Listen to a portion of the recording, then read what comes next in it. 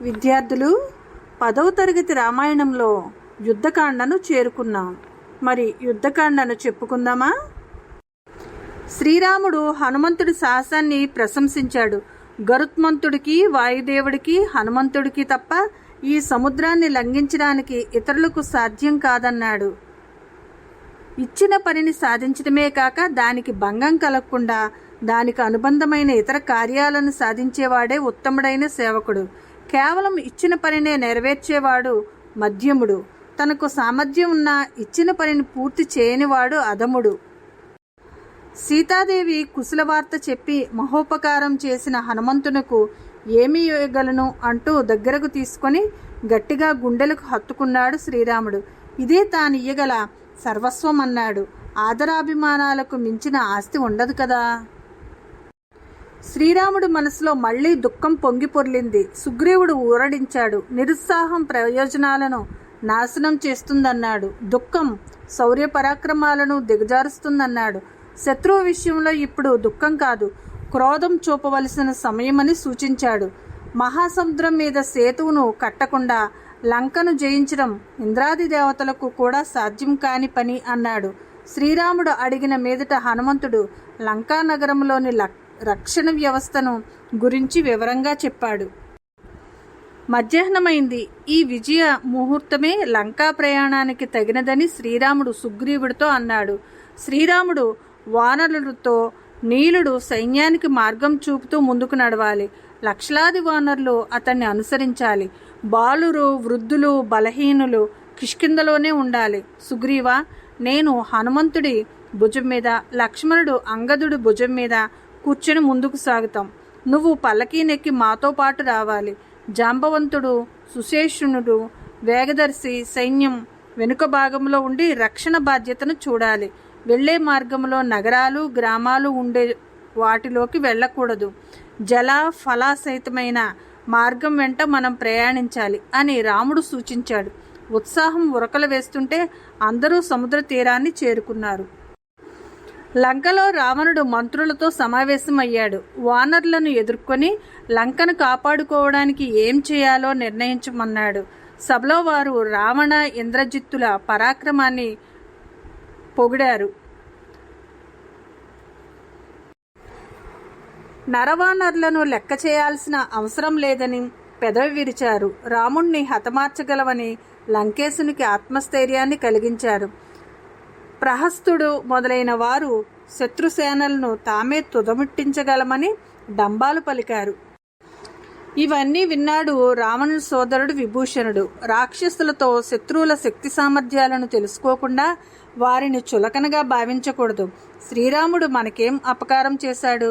మన రాజే సీతను అపహరించుకు వచ్చాడు. దీనివల్ల పాపం వస్తుంది, కీర్తి ప్రతిష్టలు మంటగలుస్తాయి, ఆయుష్ తగ్గుతుంది, సంపదలన్నీ నశిస్తాయి. కనుక సీతను శ్రీరాముడికి అప్పగించడమే అన్ని విధాలా మంచిది. అనవసరంగా కలహం తెచ్చుకోవడం దేనికి? పైగా శ్రీరాముని వంటి మహావీరునితో యుద్ధం తగదు అంటూ రావణ్ వైపు తిరిగాడు. అన్నా, అనవసరంగా కోపించడం మంచిది కాదు. అది ధర్మానికి ఆటంకమవుతుంది, సుఖాలను దూరం చేస్తుందని హితవు పలికాడు. విభూషణ్ ఈ హితబోధ చెవిటివాని ముందు శంఖం ఊదినట్లయింది. రావణుని భవనానికి వచ్చి కుంభకర్ణుడు కూడా రావణుణ్ణి తప్పుపట్టాడు. సీతాపహరణ సమయంలో తనను సంప్రదించి ఉంటే బాగుండేదన్నాడు. ఇప్పుడు ఆలోచించి ప్రయోజనం లేదన్నాడు. ఇదంతా గతజల సేతుబంధనమే. నీళ్లు పోయిన తరువాత అడ్డుకట్ట వేయడం అని కొండ బద్దలు కొట్టినట్లు చెప్పాడు.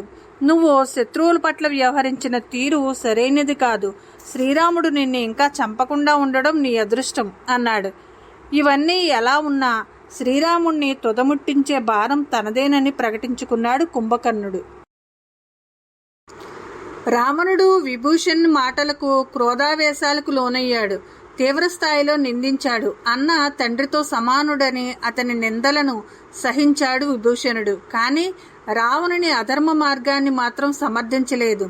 ధర్మం వీడిన రావణుని వీడడానికే విభూషణుడు నిర్ణయించుకున్నాడు. 2 గడియల్లో రామలక్ష్మణులున్న చోటికి 4 అనుచరులతో చేరాడు. ఆకాశంలోనే నిలిచి శ్రీరాముణ్ణి శరణు కోరాడు విభూషణుడు. అనుగ్రహించాడు దాశరథి. విభూషణుడు శ్రీరాముడి పాదాలపై వాలాడు. రావణుని విషయాలన్నీ సంక్షిప్తంగా చెప్పాడు. శ్రీరాముడు విభూషణుడితో, నేను రావణుణ్ణి బంధుమిత్ర సమేతంగా హతమార్చి నిన్ను రాజుగా చేస్తానని తమ్ముల మీద ఒట్టేసి చెప్పాడు. ఈ పనిలో తాను యథాశక్తి సహాయపడగలనని విభూషణుడు మాట ఇచ్చాడు. రాముడు విభూషణ్ణి ఆలింగనం చేసుకున్నాడు. లక్ష్మణుడితో వెంటనే సముద్రజలం తెచ్చి లంకారాజుగా విభూషణ్ణి పట్టాభిషక్తుని చేయమన్నాడు. శ్రీరాముడి ఆజ్ఞ వెంటనే ఆచరణ రూపం దాల్చింది. అందరూ ఆనందాన్ని ప్రకటించారు. సముద్రాన్ని దాటే ఉపాయం ఏమిటని సుగ్రీవుణ్ణి ప్రశ్నించాడు శ్రీరాముడు. సముద్రుణ్ణి ప్రార్థించడం వల్ల ఇది సాధ్యపడుతుందన్నాడు విభూషణుడు. శ్రీరాముడు సముద్ర తీరంలో దర్భాసనం మీద కూర్చుని సముద్రుణ్ణి ఉపాసించాడు. 3 రాత్రులు గడిచాయి. సముద్రుడు ఎదుట నిలవలేదు. శ్రీరాముడు కన్నులు ఎర్రబారాయి. సముద్రుడి అహంకారాన్ని అణగద్రొక్కాలనుకున్నాడు. నీటినంతా ఇంకిపోయేటట్లు చేయాలనుకున్నాడు. బ్రహ్మాస్త్రాన్ని స్మరించాడు. ప్రకృతంతా అల్లకల్లోలమవుతున్నది. సముద్రుడు భయపడి పారిపోతున్నాడు. పరిగెత్తే వానిపై బాణం ప్రయోగించరాదని ఆగాడు శ్రీరాముడు. సముద్రుడు దారికి వచ్చాడు. లంకకు వెళ్ళడానికి దారినిస్తానన్నాడు. ఎక్కుపెట్టిన బాణం వృధా కారాదు. ఎక్కడ ప్రయోగించాలో చెప్పమన్నాడు శ్రీరాముడు. పాపాత్ములు దోపిడీదారులు ఉండే ద్రుమకుల్యంపై ప్రయోగించమన్నాడు సముద్రుడు. అది జరిగిపోయింది. విశ్వకర్మ కుమారుడైన నలుడు శిల్పకళా నిపుణుడు, ఉత్సాహం, శక్తి ఉన్నవాడు. సేతువు వంతెనను నిర్మించడానికి అతడే యోగ్యుడని సముద్రుడు తెలిపాడు. ఆ సేతువును తాను భరిస్తానని మాట ఇచ్చాడు. సేతువు నిర్మాణానికి వానర నాయకులకు ఆజ్ఞ ఇచ్చాడు శ్రీరాముడు. అందరూ మహారణ్యం దారి పడ్డారు. పెద్ద పెద్ద చెట్లను, బండరాండ్లను మోసుకు వస్తున్నారు. సముద్రంలో పడేస్తున్నారు. వాటి దెబ్బకు సముద్రంలోని నీరు ఆకాశానికి ఎగిసిపడుతున్నది. నలుని సూచనలను అనుసరించి కొలతల ప్రకారం సేతువు నిర్మాణం జరుగుతుంది. 100 యోజనాల పొడవు, 10 యోజనాల వెడల్పు గల సేతువును కట్టడం 5 రోజుల్లో పూర్తయింది. శ్రీరామ లక్ష్మణులు సుగ్రీవునితో కలిసి ముందు నడుస్తున్నారు. సైన్యం వారిని అనుసరిస్తున్నది. సైన్యంలో కొందరు వెనుక నడుస్తున్నారు. కొందరు సేతువు మధ్య భాగంలో, మరికొందరు 2 పక్కలా నడుస్తున్నారు. కొందరు సముద్రంలో దూకి ఈదుతూ వస్తూ ఉంటే మరికొందరు ఆకాశంలో ఎగిరి వస్తున్నారు. వారు చేసే కోలాహలానికి సముద్రమే మౌనం దాల్చింది. అందరూ అవతలి తీరం చేరారు. శ్రీరాముడు యుద్ధనీతిని అనుసరించి సైన్యాన్ని వివిధ భాగాలుగా విభజించాడు. ఎవరి బాధ్యతలను వాళ్లకు అప్పగించాడు. రావణుడి మంత్రులైన సుఖసారణులు శ్రీరాముని బలమెంతో తెలుసుకోవాలని వానరు రూపాలు దాల్చి వానరుల్లో చేరారు.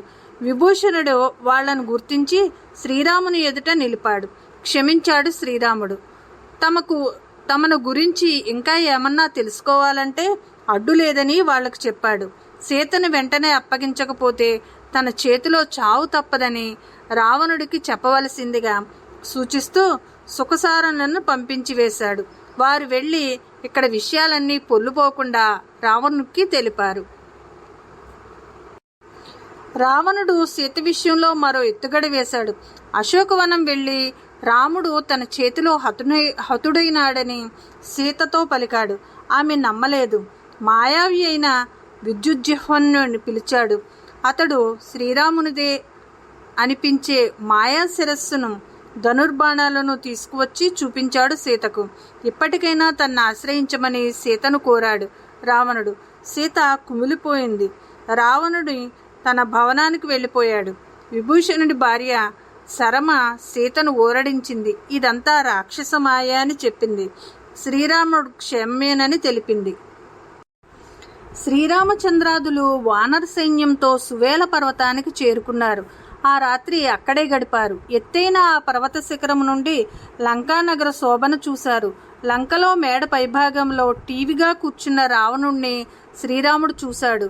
వానర ప్రముఖులను చూశాడు. సుగ్రీవుడు ఒక్క ఉదుటున లేచి కోపంతో ఊగిపోతున్నాడు. క్షణాలలో సువేల పర్వతం నుంచి రావణుని భవనంపై వాలాడు. తాను శ్రీరాముడు మిత్రుడినని, తన నుండి తప్పించుకోవడం నీ తరం కాదని లంకేశుని హెచ్చరించాడు. రావణుడి పైకి దూకి అతని కిరీటాన్ని తీసి నేలకు కొట్టాడు.